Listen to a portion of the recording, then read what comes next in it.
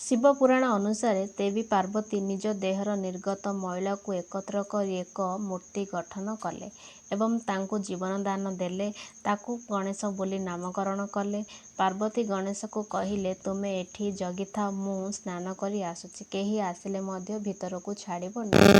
ଠିକ୍ ସେହି ସମୟରେ ମହାଦେବ ଘରକୁ ଫେରି ଭିତରକୁ ପ୍ରବେଶ କରନ୍ତେ ବାଳକ ଗଣେଶ ଆପଣ ପିତାକୁ ଚିହ୍ନି ନ ପାରି ବାଟ ଛାଡ଼ିଲେ ନାହିଁ। ମହାଦେବ ଯେତେ ବୁଝାଇବାକୁ ଚେଷ୍ଟା କରି ବିଫଳ ହେଲେ, କିନ୍ତୁ ସେ କ୍ରୋଧରେ ଜର୍ଜରିତ ହୋଇ ଶିରଚ୍ଛେଦନ କଲେ। ପରେ ପାର୍ବତୀଙ୍କ ନିକଟକୁ ଏହାଙ୍କର ପରିଚୟ ପାରି ଫେରିଆସି ଦେଖିଲା ବେଳକୁ ଗଣେଶଙ୍କର ମୁଣ୍ଡ ଛେଦନ ହୋଇପଡ଼ିଛି ଓ ଗଣ୍ଡିଟି ପଡ଼ିଛି।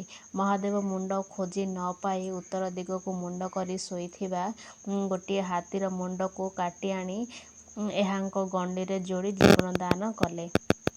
ସେହି ଦିନ ଭାଦ୍ରମାସ ଶୁକ୍ଳପକ୍ଷ ଚତୁର୍ଥୀ ଦିନ ଗଣେଶଙ୍କର ଜନ୍ମଦିନ ରୂପେ ପାଳନ କରାଯାଏ। ଏହାଙ୍କୁ ଗଜମସ୍ତକ, ଏକଦନ୍ତ, ଅନନ୍ତ ପେଟ ଓ ସାପ ପଇତା। ଏହାଙ୍କର ବାହନ ହେଉଛି ମୂଷା ଅଟେ। ଗଣେଶ ଗଜାନନ ରୂପରେ ହିଁ ସର୍ବତ୍ର ପରିଚିତ। ବିଘ୍ନହର୍ତ୍ତା ରୂପରେ ମଧ୍ୟ ତାଙ୍କୁ ଜଣାଯାଏ। ସେ ହେଉଛନ୍ତି ବୁଦ୍ଧି, ବିଦ୍ୟା, ବିଜ୍ଞାନର ଦେବତା ଓ ବିଦ୍ୟାଦାତା। ସେ ପ୍ରତ୍ୟେକ ପ୍ରଜାର ପ୍ରାରମ୍ଭରେ ପୂଜିତ ହୁଅନ୍ତି ଓ ବିଦ୍ୟା ଆରମ୍ଭରେ ମଧ୍ୟ ତାଙ୍କରି ଆହ୍ୱାନ